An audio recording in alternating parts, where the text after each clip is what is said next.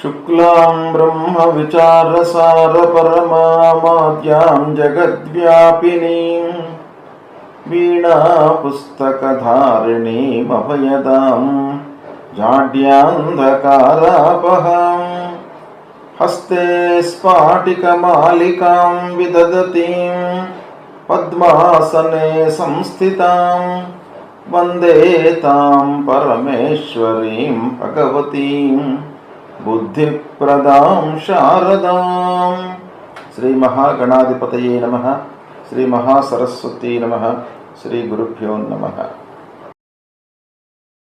2024వ సంవత్సరంలో మార్చి నెలలో సింహరాశి వారికి గోచార ఫలితాలు ఎలా ఉంటాయో తెలుసుకుందాం.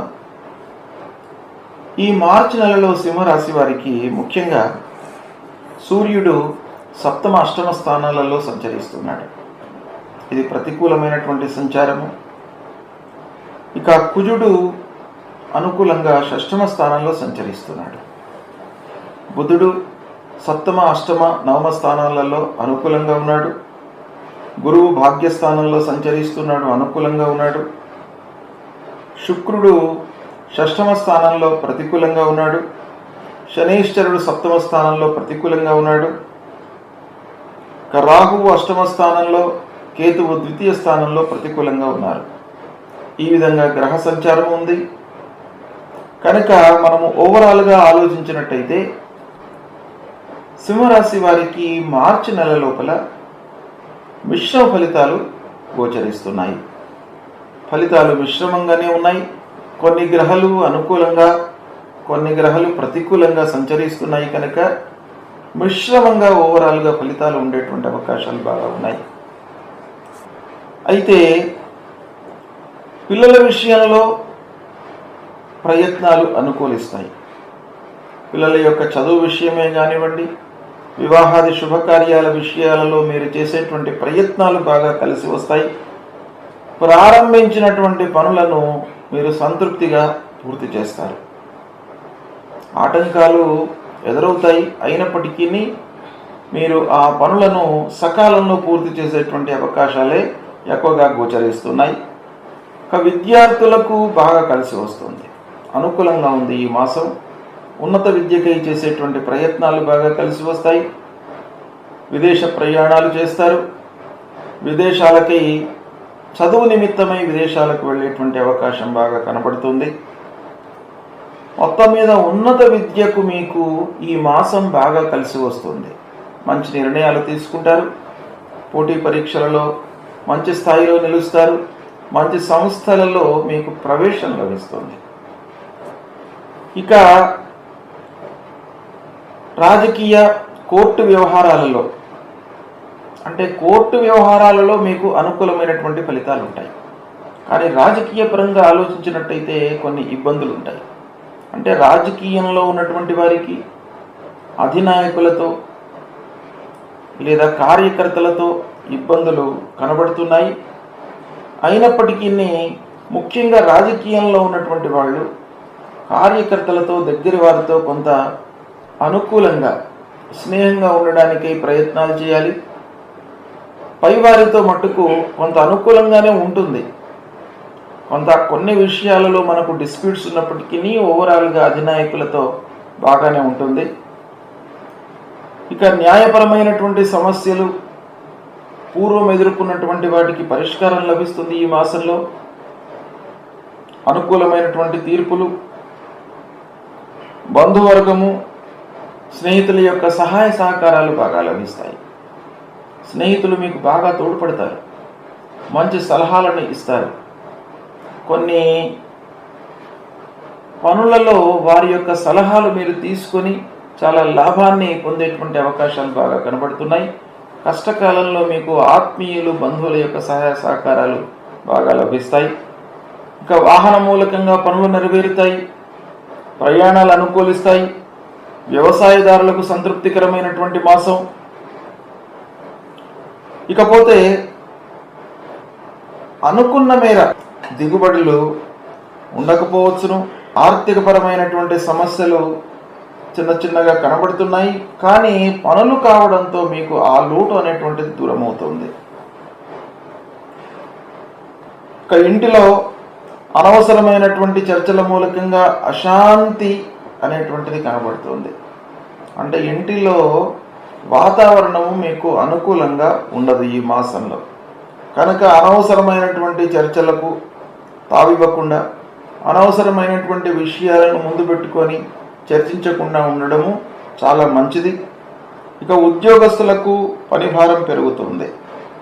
సమయ పాలన లేకపోవడం మూలకంగా చాలా ఇబ్బందులను ఎదుర్కొంటారు. ఆఫీసులో అంటే మనకి ఈ పని ఈ సమయంలో పూర్తి చేయాలి అనేటువంటి ఒక డెడ్ లైన్ ఉన్నప్పటికీ దాన్ని మీరు ఫాలో కాకపోవడం మూలకంగా సమస్యలను ఎదుర్కొనేటువంటి అవకాశం బాగా కనబడుతుంది. తద్వారా శారీరక మానసిక ఇబ్బందులకు కూడాను గురి అవుతారు. స్థానచలనము అంటే ట్రాన్స్ఫరు అయ్యేటువంటి అవకాశాలు ఉన్నాయి. ఆకస్మికంగా అనుకోని సంఘటనలు, ఊహించని ఖర్చులు, అనుకోని పనులు మీకు ముందుకు వస్తాయి. తద్వారా మీరు దిగ్భ్రాంతికి గురి అయ్యేటువంటి అవకాశాలు కనబడుతున్నాయి. వృధా ప్రయాణాలు కూడాను ఉన్నాయి. అయితే ఒక పక్కన ప్రయాణాలు మీకు అనుకూలిస్తాయి, వాహన మూలకంగా బాగానే ఉంది. అయినప్పటికీ మీరు చేయవలసినటువంటి కర్తవ్యం ఏంటి అనంటే ప్రయాణాలు అవసరమైతేనే చేయండి. తద్వారా మీకు లాభం చేకూరుతుంది. ఇక రావాల్సినటువంటి డబ్బు చేతికి అందదు. సమయానికి అందకపోవడంతో రుణభారం పెరుగుతుంది, ఇబ్బందులకు గురి అవుతారు.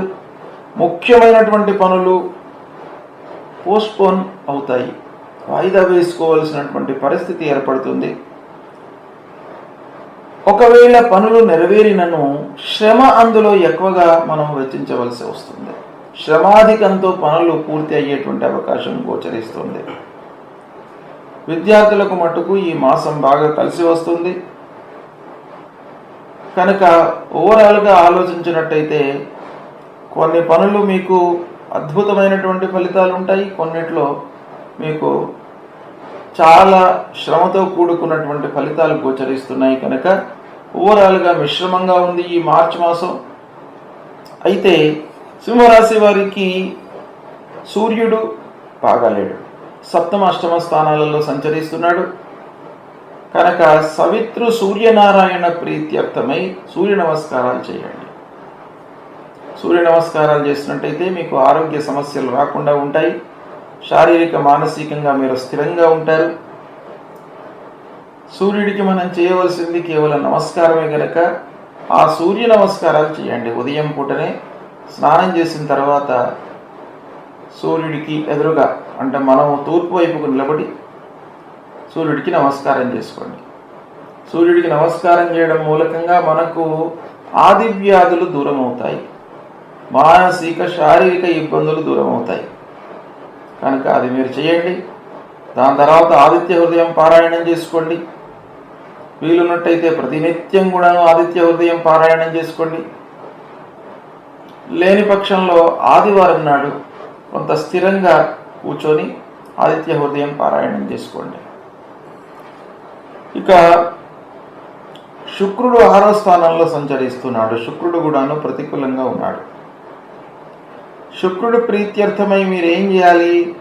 శుక్రుడికి సంబంధించినటువంటి మూల మంత్రము జపం చేసుకోండి. శుక్రుడు కూడాను ప్రధానమైనటువంటి గ్రహ.